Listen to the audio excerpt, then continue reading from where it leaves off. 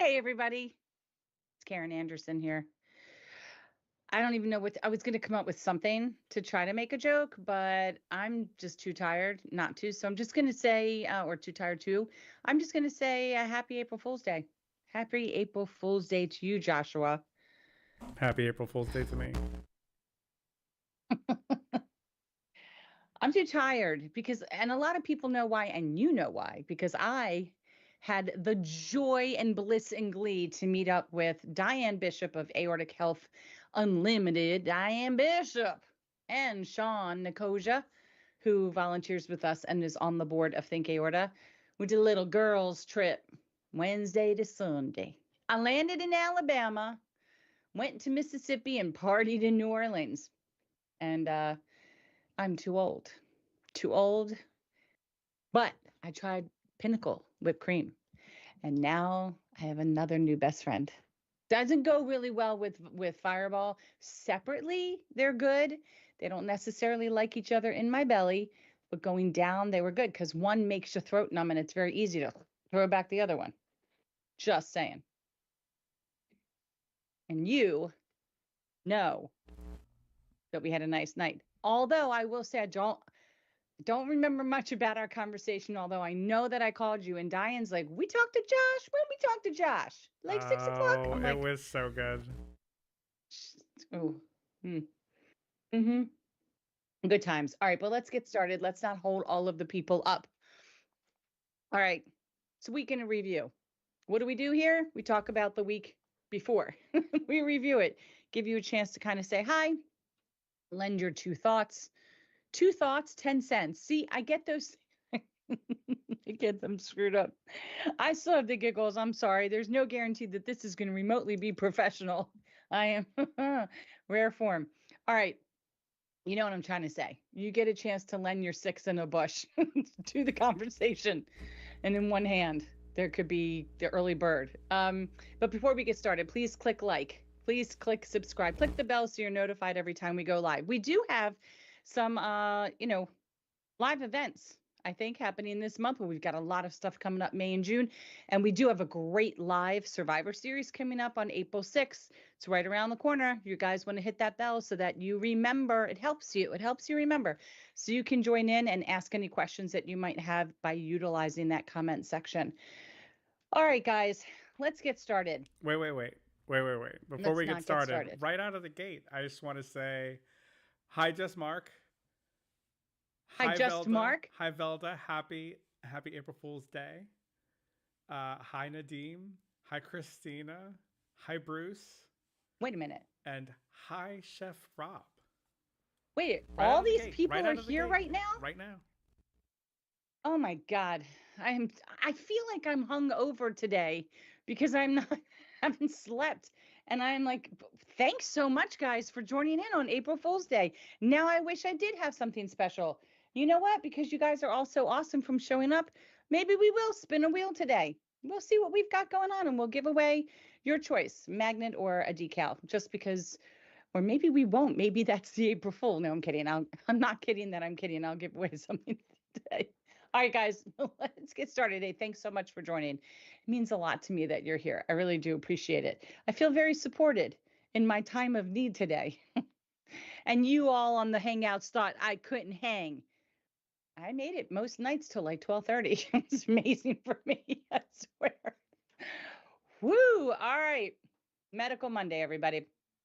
So today, what we're going to do is we're going to address one of the many questions that we hear from the community who have had surgery, and that would be surgery from a dissection, and that's um, what kind of monitoring happens and what type of follow-up can I expect after surgery?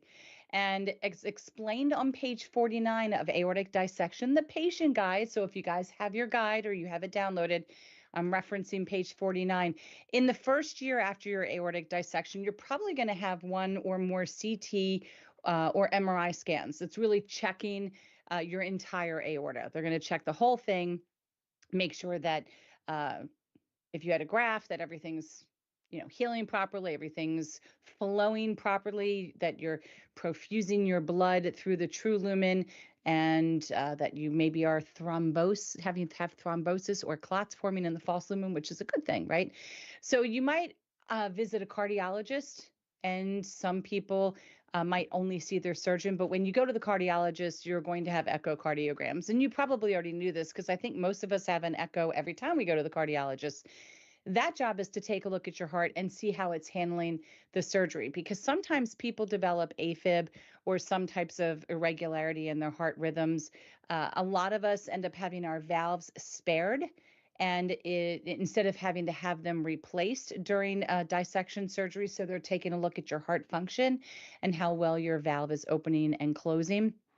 Um, and really just that first part of your aorta, and as well wherever you had your graft put in to replace or to reinforce the aorta. And you're usually going to have a blood work check, pressure check, your ECG to double check your rhythms. So there's a couple different things that may or may not happen, but some of the things are standard. An EKG, very standard. Blood pressure check, very standard. Oxygen level, heart rate, all very, very standard with your cardiologist. The other tests, echo could also be cardiology, CT or MRI would be issued by a cardiologist or a surgeon. That would happen someplace else.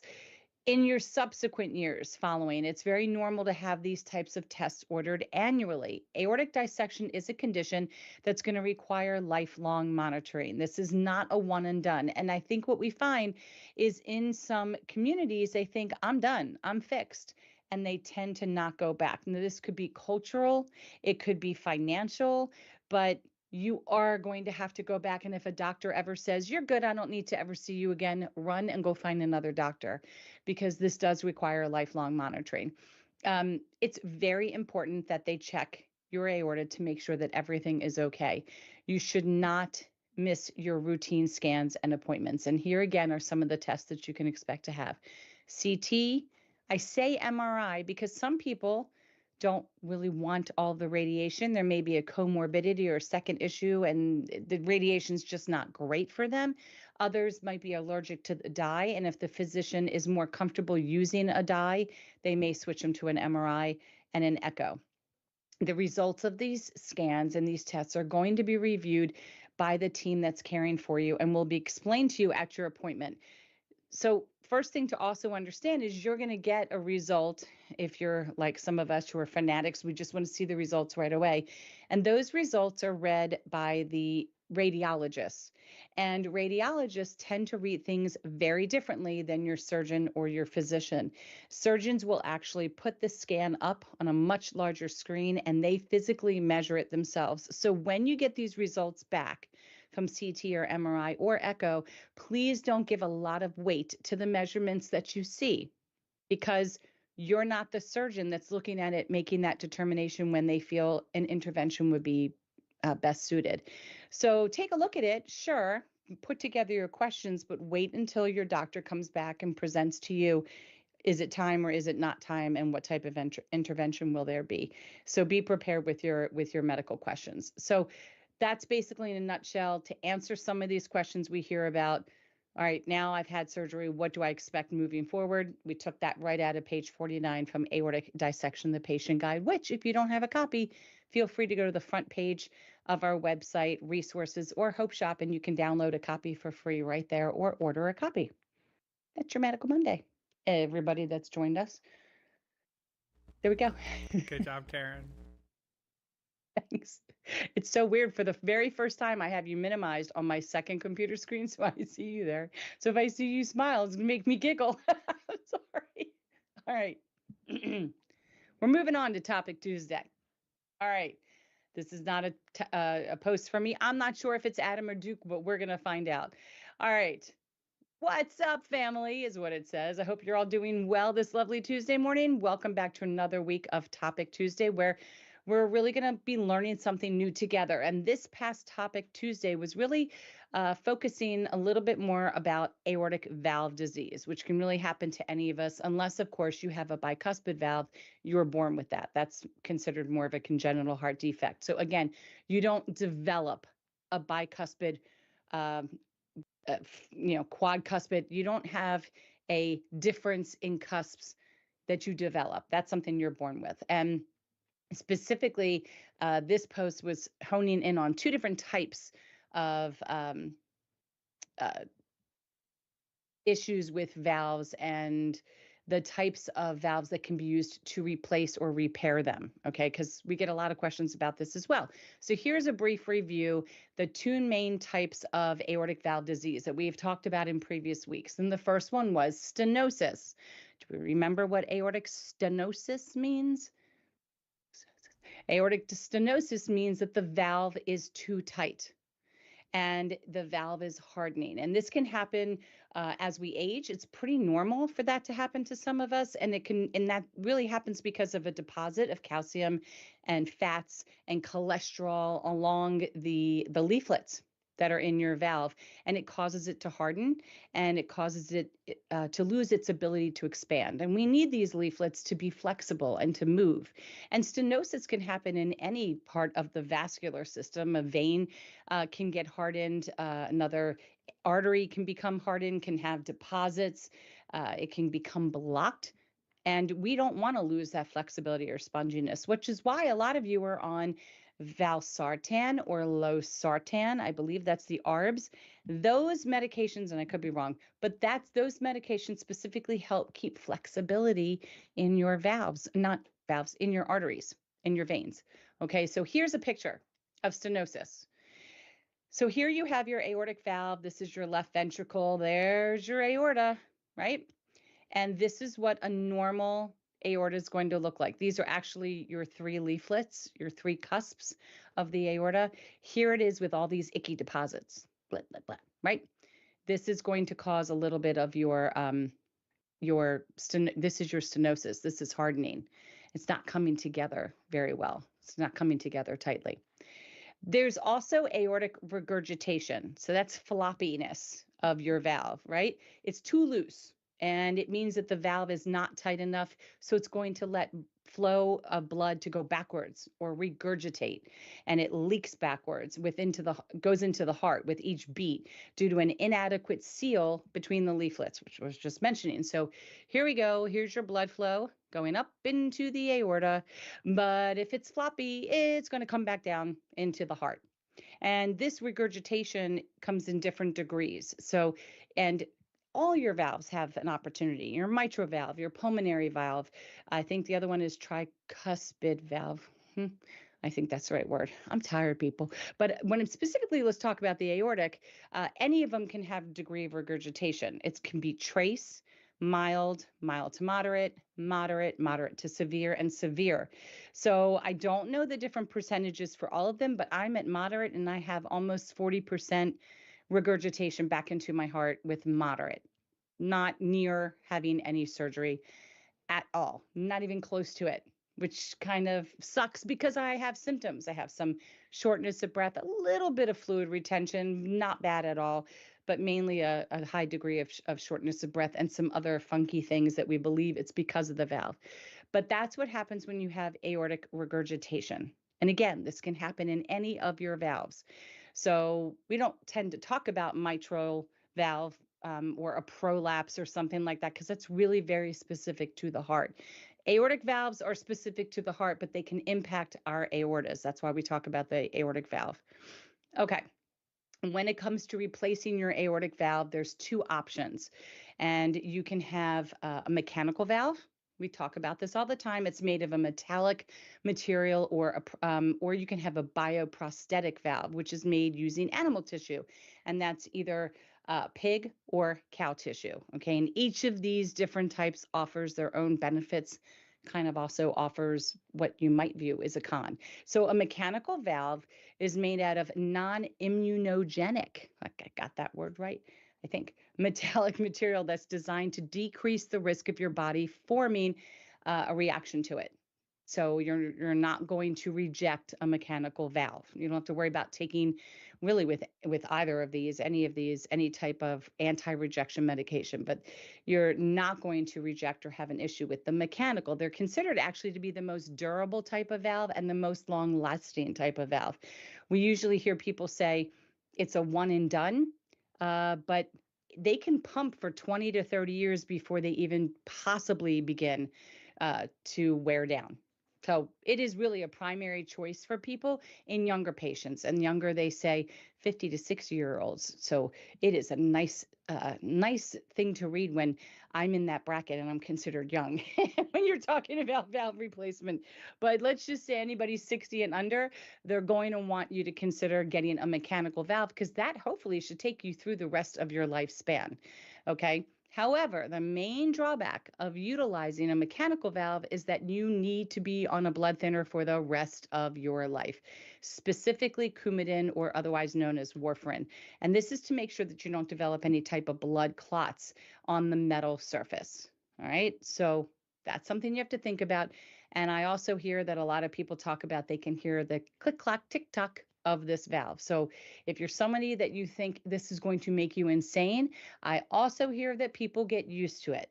So that's something to also consider. But the blood thinners is a big thing. And this is really a personal choice when it comes to thinking about what type of valve you want. And you also need to consider the lifespan of the valve. And we're going to talk about that in a minute. Here's a mechanical valve. Here it is. This is the suture ring. So they put this in place of where your aortic valve is, and these are actually the leaflets. Interesting, right? Because we're born with three leaflets, unless you have a bicuspid, but this kind of looks like two leaflets. So I don't even get it. How we take out a three and we put in a two. And it doesn't even look like triangles. It looks like my air conditioning ventilation duct. I don't get it. I don't know which direction they swing. I can't wait to see it in person, but these are the hinges. I'm guessing they open and close like a bar door or something. I don't really know, but I just find it fascinating that this is what is going to potentially take the place of your natural valve and, allow you to just keep ticking. It's amazing to me. But alternatively, patients can also consider a bioprosthetic valve. And once again, these valves are non immunogenic, meaning the risk of you rejecting them is very low due to the way that they're designed. So these valves have a lower risk of thrombosis or its blood clot.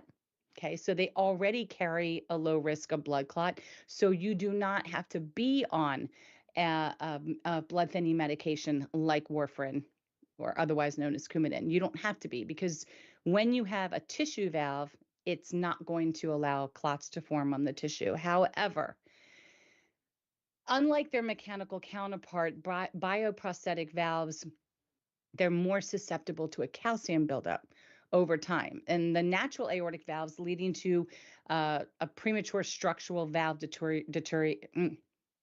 deterioration. Okay, that's that word for you. All right, their durability is estimated to be between 10 and 20 years. So you're not going to get that one and done lifetime situation. It's only going to last anywhere from 10 to 20. Some people hear 10 and 12 or 10 and 15, but I know many that are way over the 15-year mark and they're doing just fine. So this may or may not be an issue when it comes to elderly patients. That's the 60 to 80-year-old group, sorry. And whose expected life expectancy is within that range. However, younger patients who undergo bioprosthetic valve replacement and outlive their valve, they might need a second valve replacement within their lifetime. So let's think about this again. So if you are 60 to 80, getting a valve replacement is not really considered an issue because it probably will take you through the rest of your life. But if you're a younger patient, it's pretty highly likely that you're going to need to have a valve replacement at some point in your future. So if you're 35, maybe getting a tissue is not going to be the best thing for you because you're probably going to need to have another one, which isn't a problem. They don't need to do open heart surgery. They can literally deploy a new one by going up your valve and going up your groin, and that's an endovascular. But we'll get into all of that another time. So here's some of the tissue valves, which I have seen some of these in person, and these actually have what look like three cusps. So this is one by Edward Life Science called the Magna Ease. Medtronics had something called the Hancock 2 sitting here. St. Jude has trifecta, and I have not heard of the Soren group, and this is MitroFlow. So these are tissue valves. And I'm going to go look at them at some more of the conferences. I actually would like to try to pretend I'm doing surgery on something. I'm going to go look at these and touch them. Both types of valves, regardless, have been extensively researched, and they function very well doing the job of an aortic valve that you were born with, and that is to open and allow the blood to flow, enter the aorta, and supply the rest of the body with that blood. But they also need to close while the heart is filling. Um, to make sure the blood doesn't leak backwards. So there's a whole open reason to send the blood on. There's a whole close to allow the heart to flow. If you or a loved one are planning to have aortic valve replacement, you really have to discuss these different options amongst yourselves, and with your surgeon and with your cardiologist to figure out which option is going to be the best for you. This is one of these situations where, unlike an emergency dissection where we don't have a choice on the manufacturer of our grafts or which ones they use, this is something that takes time, and you really want to talk to other organizations about this. I mean, Rock from the Heart is one that really focuses their attention on aortic valve replacement. And so that's another place that you can turn to outside of Aortic Hope to ask these questions and just find out what everybody's personal experiences have been.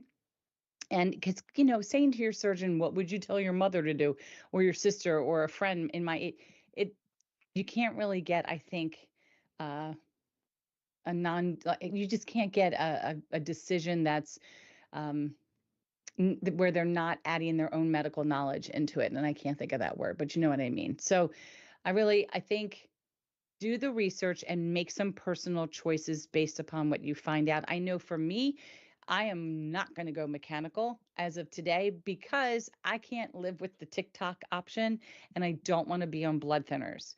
So I will make that final decision when I find out that if I, at age almost 55, take a bioprosthetic, if I take a tissue valve, if it lasts me 15 years, so I'm going to be 65. Are you saying I'm going to, or I'm going to be 70? Am I going to need another valve?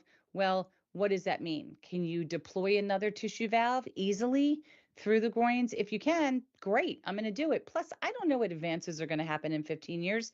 I look at just the last 9 years and I'm completely mesmerized at all the changes. But I don't want to have two, because if I'm 70 and I get one, what if I need one in 85?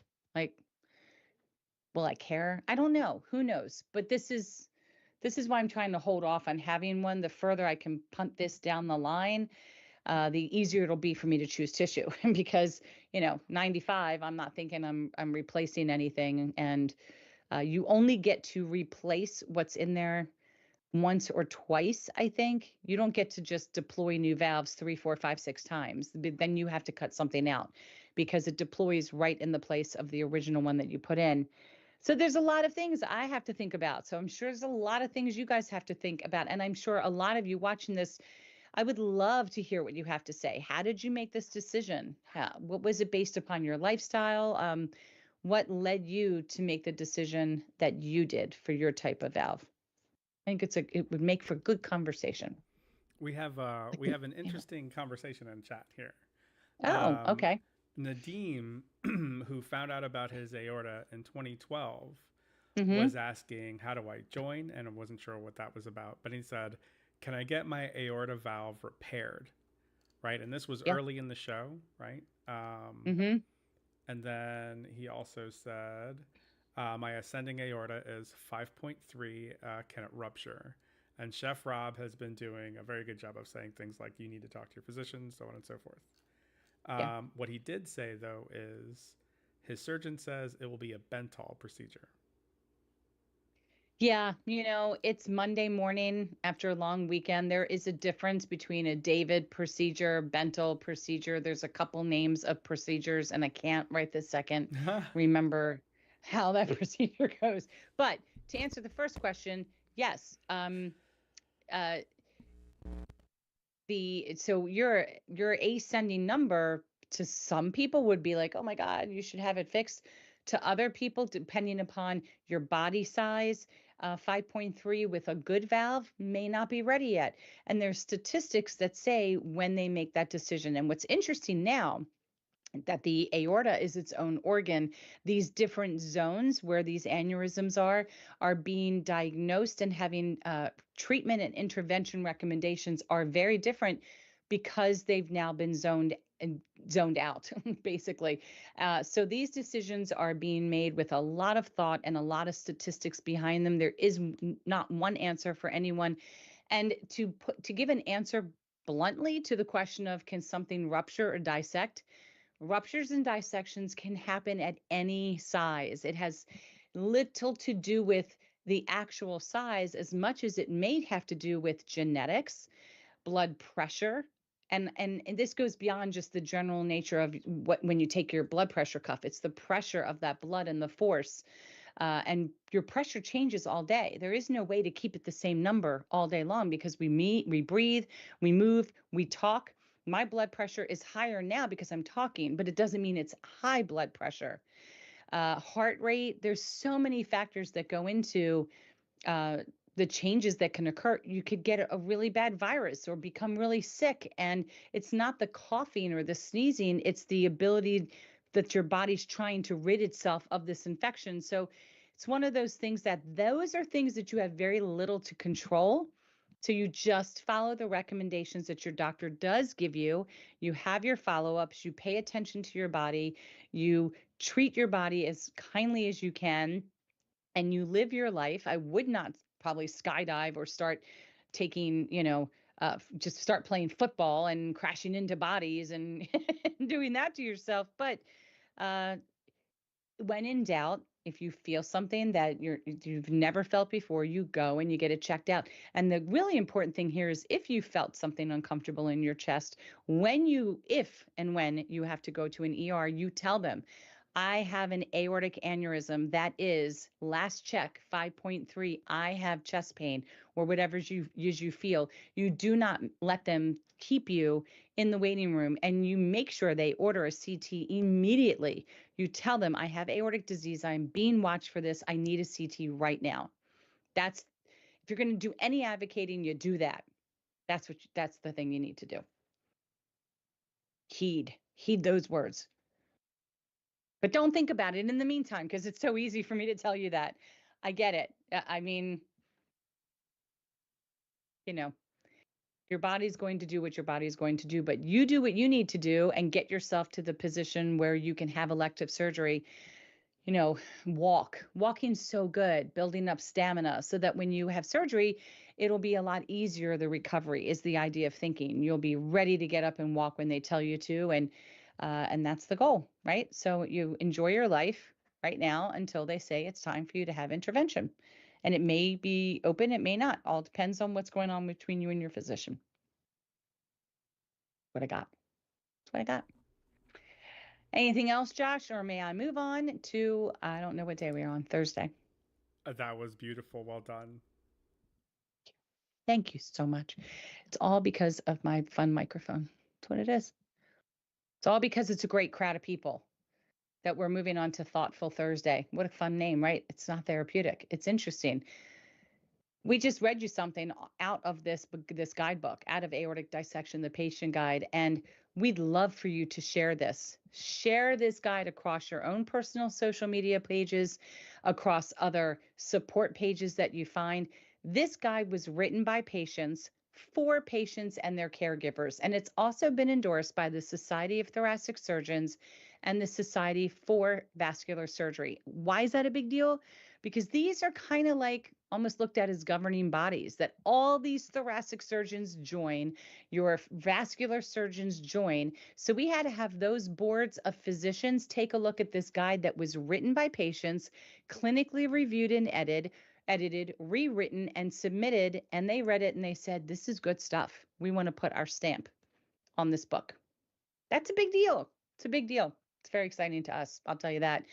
If you have read this guide, we really would like for you to consider completing the survey. Look, it's now the beginning of April, and we're going to draw a name of those individuals who complete the survey and don't leave it anonymous. If you put your name and your email, you're entered to win one of our stainless steel water bottles. We've been giving them away every single month since this book launched. We're going to continue to do so until the end of this year in preparation for the second book, Aortic Disease, the Patient Guide, in which we will do that again for a whole year. We will give away something to whomever completes those surveys. So uh, if you haven't read it yet, you can download it here again, clicking on this link, going to the front page of the website, go to resources, go to Hope Shop, download a copy of the book. Tell your physicians about this book. They can go ahead and order it in bulk. It's of no charge to them. I would love for them to give us a donation, but they don't have to. They don't have to get this. We want no barriers between the community receiving this guide. So they can go ahead and have a box of 25 books sent out to them. And all you have to do is just tell them about it. But you need to read it first. And you need to complete the survey. How's that? I see you smiling again, Josh, and it makes me laugh. I don't know what you guys are chatting about or what you're saying. Karen, I don't know. who's going to be taking the lead on our West Coast nights? On the support group meeting? Yeah. Mark Martucci. Mark Tucci. He is, Oh, this is a yeah, different Mark. I'm glad I Mark asked because I was Martucci. going to drop an inside joke, and that's better. It's better that I've confirmed it. Okay. Okay. Also, you're going to be reminded that Aortic Chef Rob is a genius. Are you reminding me this now? That's what's coming down in the chat. Oh, okay. Did you want to tell me now? No. I'll tell you later. Okay. All right. Well, I'm moving on. Then moving on to Feel Good Friday. There we go. Oh, who's that? That's me with Diane and Sean on the Gulf of Mexico. No, yeah, where were we? We here are in Mississippi. We drove down some side road and caught the sunset right at the last. I have a thing with sunsets, so I had to delay going to get tacos and head straight for sunsets. All right, so a few survivors, me and a couple others, we got together and we met up for no other reason than just to spend time together, which I just love. So we asked everybody on Facebook to kind of post pictures of their smiling faces. I love starting threads of people just smiling. It just makes people happy. It just does. So if you're on Facebook, hop onto that thread and just add your picture. It's still adding faces. It was great to see people. Some people in Hope swag, some people not. It's always fun, smiley faces. And you know what I also discovered, Josh, is there was a lot of comments. Okay, yes, we did TikTok videos. It's a dream. It's a thing. I love it. We did a lot of them. We nailed them. We laughed our butts off. We had a great time. And a lot of people commented, as they always do, that they would love to get together, love to meet other people. So we are going to be putting up a poll soon to find out who would be willing to contribute money to Airbnb, survivors only at this point, Airbnb, and where you are. And when we get our top 3 locations, we are going to do that as a final vote. And I think that might be where we come to a city near you first. Okay, hold and on. we will. I need you to walk me through this one more time. Stuff. Walk me through this one more time. We're going to have people price out Airbnbs around the nation. No, and submit. We're going to price them out once we know where we're going. Oh, okay. Mm-hmm. So first we're letting people choose which location to go to. We're having people say, would you commit to contributing to Airbnbs where we can all stay, right? And you have to, if that's true, tell me the city, where you live in your state. When I check it out, the top 3 locations, states, whatever, areas, then we're going to come up with like a well-known city in that state, in that area, not far from all the other cities everybody puts down. And we're going to allow the community to vote. Like, where would you be willing to go of these 3? So it might not be the city that you said you were willing to go to. It'll be the top 3. And then the winner of that will hopefully be the first place that we end up coming to hang out with everybody. Roger not an Aortic Hope sponsored event. We're not quite there yet. We'll work on creating some type of a retreat in the very near future. I will get my dream retreat that I've been thinking about since 2016. But right now, this is just for fun. It's just so fun. And throw some, get a bunch of people together, get a house, and hang out and have a blast. They want to. They really do. And I like it. I like that idea. Meeting people, throwing all those different personalities together. You learn things about people very fast. And I still was left speechless. Still saw things that I will never unsee. Heard things. Um, yeah, all good though. All good. It it filled my emotional tank. How's that costing And you today? it's costing me massive because I'm exhausted. But let me just say, you know, what it is, I think, and I spoke with somebody about this today. Between first of all, some I spoke with somebody today who just praises the hangouts beyond. The hangouts sold this person on wanting to be part of the organization because while they recognize support groups are very important for them personally, they wanted an outlet that had nothing to do with the disease. And they found that in the hangouts that it was just people that this person knew was just like them, but talking about everything but for the most part. And from hangouts, we developed Aortic Kitchen. We have mindfulness. We have Qigong. We're going to add in an aortic artist to walk us through some things. We do bingo. We have just created a community of it's like a compound, a virtual compound where people can just join and enjoy hobbies and things that they like to do and not have to worry about aortic disease. They can just they're living with it. It's not something that holds them down and you just get a few minutes to just not think about it. And all these people that get you. So if you have to take a break and say I'll be back in an hour because I got to take a nap, they understand. There's no explanation. Just we don't explain. You know, when I'm with these women and we have to sit down, I already know why they're taking a break. Like, we don't talk about it. We don't talk about it. We get back up and we just keep going, you know? And it's just being understood in a way that's like almost psychic. Like we get it. And so we're just going to have fun. We're going to just really enjoy life. And it's so good. It's just so good. It's great. Well, I don't know any other organization that does this and provides these elements, you know, things that just allow people to come together and be in a community. I love it. I love it. I love what we do so much. I love that people love it so much. But I'm hurting today. That's my own fault. It's my own fault. I own that one. But it's not important because it was National Doctor Day the other day. It was on March 30th, which was Saturday. It was National Doctor Day. That's why we didn't have a Survivor Series because this is really, really important. We wanted to take a minute to honor all of the professionals for their dedication, their contribution to society, and their just their sense of community, their dedication. People, physicians who put patients first. So on National Doctor Day, we wanted everybody to just kind of say thank you and give a shout out to their physicians. And let me tell you, there was a lot of shout outs that happened. Healthcare today is much more complex than ever. And with more advancements, tools, and information at their fingertips, doctors have an overwhelming job to diagnose and treat their patients every day. This is the day, was the day. To really honor those who see us 365 days a year in every city and hospital, in our military, in rural communities. Doctors really pave the way to better healthcare for their patients. And there was a lot of information here in this post, really how you can observe it. And if you want to really observe it next year, take the opportunity to actually thank a physician, thank them face to face. Thank them for taking that late night call or reading the late night text. That's why I really thank Dr. Fisher because she knows I send her a lot of late night texts. The phone calls, working long hours, providing um, just all the care that they're able to provide to us. Today, more than ever, we know the sacrifices that they make to put the health of their communities really first. So we ask people to share their experiences with physicians. Oh my goodness, we got great answers.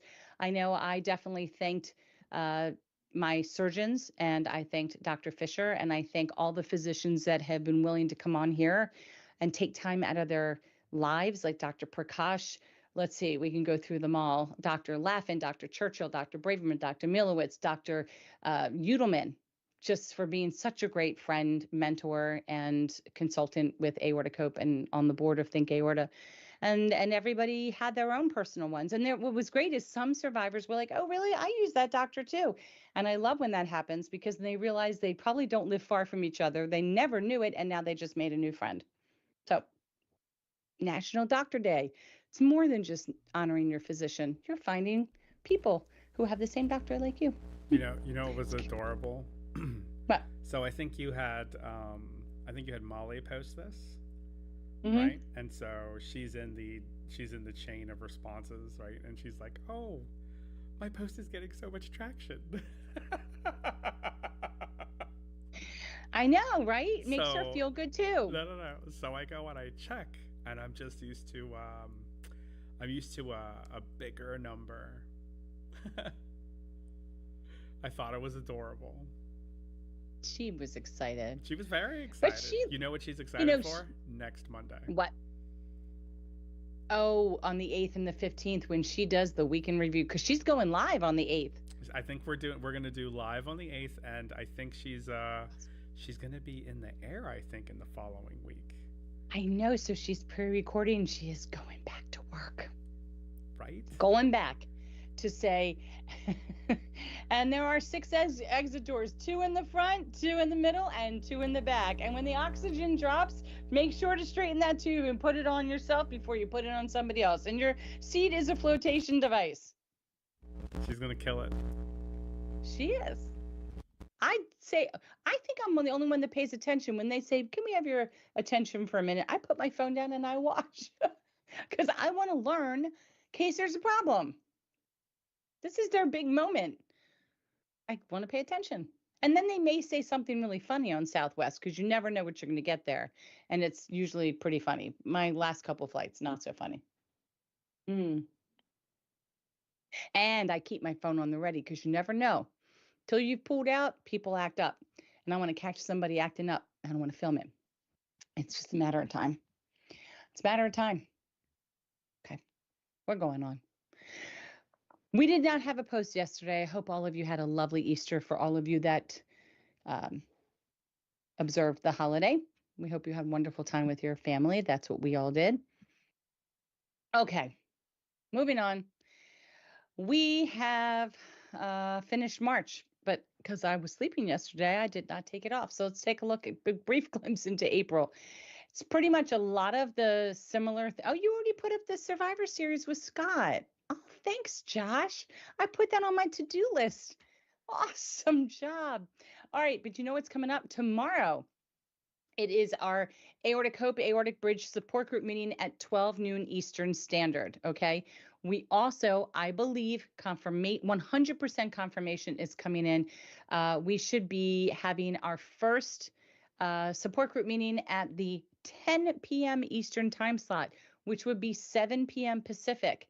That is going to be moderated by Mark Martucci. We did this so that it might be a more convenient time for all of you in Pacific or Mountain. Might work a little bit better, 7, 8 o'clock, something like that. I will probably pop in and I will have one ear plug in and my eye mask on my forehead. So I'll be ready for bed. But we're so excited that Mark has stepped up and wants to take this challenge on. It'll be his first time moderating. Of course, he'll have the help of Josh there as well. Runs like every other support group meeting. Just need to fill out the link that will be provided. We're going to get that posted later today and throughout the day tomorrow. And then you'll be afforded a whole other time slot, which is wonderful. Then we've got on Wednesday, the first of 2 for the month of April of our aortic kitchen. And I don't have it in front of me what they are cooking. Oh, I forget it all the time. I should have it written He down. shared it with me, and I feel like I'm confused because didn't he do North African and something else last time as well? Yeah, no, I have that what he is doing is meal planning and meal prepping. Meal That's the one. prepping, right? Meal prepping and planning. Something. I cannot wait to watch this because I always say I want to do that, and it's something that I would like to learn how easy it is to get it all prepped like on a Saturday and Sunday in the freezer so that when I want to cook, I could just grab it, plop it in the crock pot. That's what I want. I would love to know how to just meal plan for plop plop crock pots. Hey, Wednesday at 7 p.m. Eastern is our very first Canadian only support group meeting. So you've got to pass that test, pass the muster, living in Canada, because they're going to be talking about some of their issues that are very specific to their healthcare. We do look forward to when we can have some physicians from Canada pop into those support group meetings, and they are being hosted by Velda McKenzie and Martha Morris. So excited. So super excited about that. They're also adorable in their concern for how this is going to go. Aw, I really, know, it's going to go great. like they can't handle it. It's so It's going to be silly. wonderful. The It's going to Wonder be so Twins. good. They are Wonder Twins activate. Yes, they're going to be fine. Thursday is our hangout. Again, in order to be included in Hangouts, you got to fill out the form for the support group meeting because that's how you're going to be notified of Hangouts. Again, if you're looking for support, go to the support group meeting. If you're looking to hang out, go to the Hangouts. Two totally different themes, two totally different vibes. All right. First of two caregiver. Support group meetings is coming up on Saturday. Plus, we have the live Survivor series from Scott Paulson, who is also now a volunteer Hope Ambassador here with Aortic Hope as a community liaison. And then, of course, we've got Qigong on Sunday. I still have to add in Molly's weekend review because I just need to get her picture. I probably did, She but I sent don't me a remember. headshot, and I was like, no, Yeah. listen, I don't need a headshot. I need top third. I need your shoulders. And then she Okay. proceeded to send me like the same image with a bunch of filters attached to it. She was having fun with filters. And I was like, seriously, I Okay. still need something with a headshot or with your shoulders Well, in it. Yeah. she just sent me a picture of herself standing in the engine of an airplane holding an American Oh, flag. when she sent that to me, I went, "Are you playing with AI?" She's like, "No, I did that." She did that a couple years ago. Yeah. Yep. All right. So the rest of it is pretty standard for most of the things that we would have. I'm not sure what happened here, what the question mark was for. We'll check that Don't out. know. But Left it there for you. Also, yeah. Okay. Thank Melissa you. didn't hear you say anything about Aortic Hope, Aortic Bridge Support Group at noon tomorrow. I did. I I said it. believe you. It's the first thing I said. I said Tuesday at 12 p.m. Aortic Hope, Aortic Bridge support group meetings, which again, you got to fill out the support group form only one time. Once you do it, just keep looking for emails, that come in minutes before that's going to give you that link to join. Caregivers have a completely separate link because with like Canada, you got to be a caregiver. So if you don't live in Canada, you're not getting into that one. And if you're not a caregiver only, you're not getting in that one. And the other thing that's coming, it's coming soon, is beginning in June, we're going to have a Spanish speaking only support group meeting. We're just expanding left and right. Boom, boom, boom, boom. That's what's happening. Are you ready to spin this wheel I'm of slap names? happy. Maria Herrera, Are who you is a ready to spin survivor. this wheel of names? Spin the wheel. What Yeah. we had just Mark, Well, Mark, I've got a list Velda. here. I got Mark, Velda, Nadim, Christina, Rob, Bruce, Melissa, and Tom. I'm pretty Oh, a sure lot Bruce more said he even wanted to joined. share Hey, something, but I don't Tom. know if he got What back to was us. it was Tom that had all that wonderful stuff to say about I Hangouts. had Now that the he's here, I had the I'll give him a pleasure shout out. I had the pleasure of recording his survivor story, and let me tell you, he's good. And the I fact can't that he's a wait. public speaker makes me so happy. We had a lovely conversation about that this morning, and I hung up and just felt very honored after my conversation with him. So we'll just leave it at that. We got some exciting things happening, and yeah, Tom is a very funny guy. So I can't Hmm. wait to hear this Survivor series story. And yeah, spin the wheel. All right, hold on. Let me get this wheel ready. It's Go. fighting me right now on the computer screen. It does that. All right. The wheel of names is ready. It's I ready. know you can't see it. I cannot, It is but I believe you. spinning. I see your eyes watching it. I trust you. Oh, look at that. Boom. Bruce is the winner. Bruce! Congratulations, Bruce. You have your choice of an aortic hope window cling decal or an awareness ribbon. So, yeah, you know how to get in touch with me, and I will send one out to you. I'm so tired. If you guys haven't seen all those videos and fun that we had, I did put it in the Aortic Hope private forum. And it is on my TikTok. And as soon as I get the launch TikTok to Aortic Hope, it will be there too. It's also in my Instagram. I think I put one on aortic underscore life underscore with underscore Karen, which is my more aortic related tagging to Aortic Hope Instagram page. Then there's also Care Bear 6259. That's my private one, my personal other stuff page. So yeah. Right.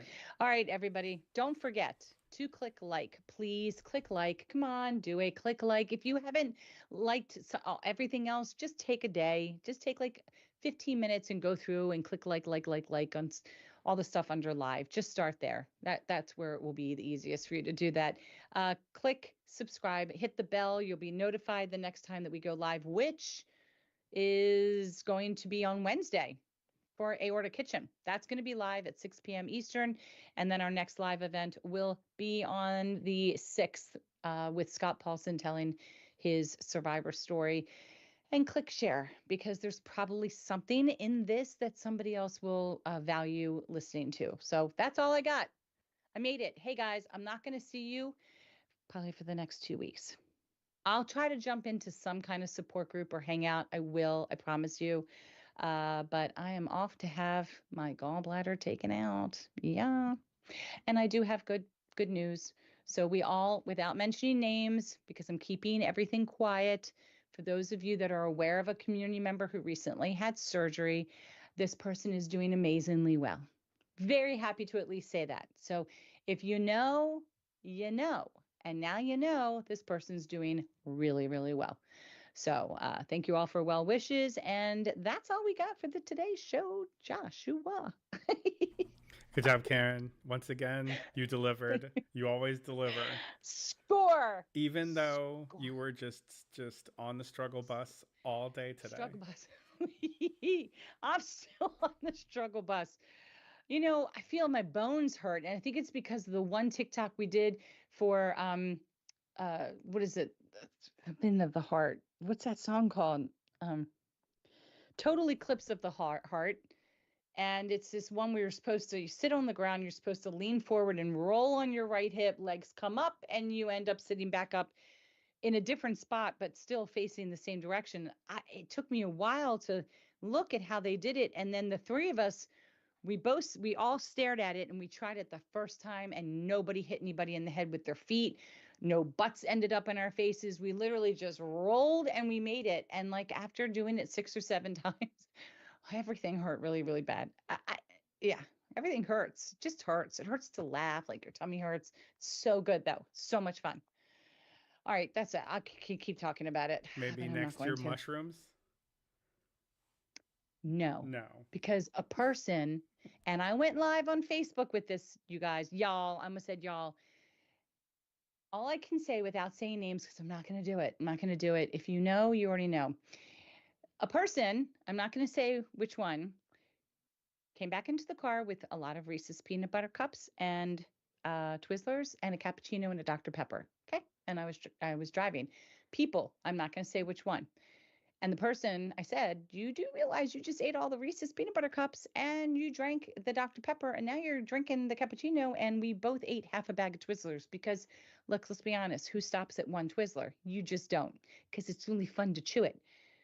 And then this person is laughing and I'm like, what is going on? Is it sugar? And this person's like, I ate the ear off a gummy bear.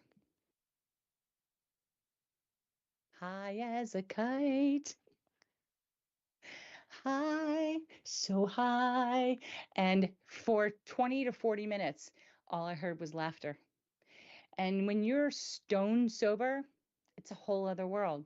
I just kept shooting a look like, yeah, I was in my own world. I had to How be come you quiet to didn't get an myself. ear of a bear? I would not, especially after looking at it, I am not eating a toe off a gummy. Oh. No, I will be trapped like a rat and I won't find it funny. Here's a I will funny think I'm story. dying. Here's a funny story. What is? Okay, so in the Aorta Hangouts, Yeah. my buddy John Brenny, he was talking about how he uses gummies to get to sleep. And I Okay. asked him, I said, "Hey, well, when do you take this gummy?" And he goes, "Oh, like, maybe an hour before bed." And I go, no, dude, that's not when you want to take it. You're missing all the fun. I go, tomorrow, take the gummy right after dinner, like as part of your dessert. Right after dinner, take it. He's like, okay. I go, get back to me next week. So in the Mm-hmm. next hangouts, he goes, so yeah, terrible idea. My wife was like, this is it. This is your life now. You're just gonna be. He said she was talking to me, and I had no idea what she was talking about. Terrible idea. So he won't Oh do my that God. anymore. Listen, I took a Xanax one night because I take them like once a week or maybe twice a week, and I hadn't taken it in like a week. So I knew. I said this was a night that I decided to stay in a room with one of these people that I was traveling with. And in a matter of like 20 minutes, it starts the giggling, I would say, all right, night, night. And then like 100 times I hear myself saying night, night and cracking up. And I have earplugs in. And so the other person's trying to talk to me. And I'm constantly like, what? What'd you say? Now I'm awake. All right, now I'm going night, night. And I would just laugh. And it's just so fun. And it took off all anxiety. And then I was like, best dreams ever. It's good. All right, that's okay. We're done now. We're done. Okay. Congratulations, Bruce, and thank you to Mark and Velda, Nadine, Christine, Bruce, Rob, and who else did I miss? Tom, Tom and Tom. I feel like I missed another one. you said Melissa? She gets really And angry if you Melissa. don't say Melissa. Melissa. I missed Melissa. I didn't miss her now. All right. If I missed any of you, I'm so sorry. Like, share, bell, click, all of the things. Molly's next week. Please join live. Please give her a ton of love. She'll be so excited if you're saying hi and giving her shout outs because she's going to be nervous, but she's going to do great because there's no such thing as screwing up. It's only being human, and that makes it perfect. So give her some love, and I will see you guys again in 2 weeks. Enjoy some of the live events we had this week, especially Aortic Kitchen coming up on Wednesday, because I know I will. I could have used this meal prep before my surgery. All right, guys. Thank you again. Thanks, Joshua. And we'll talk to you soon. Take care.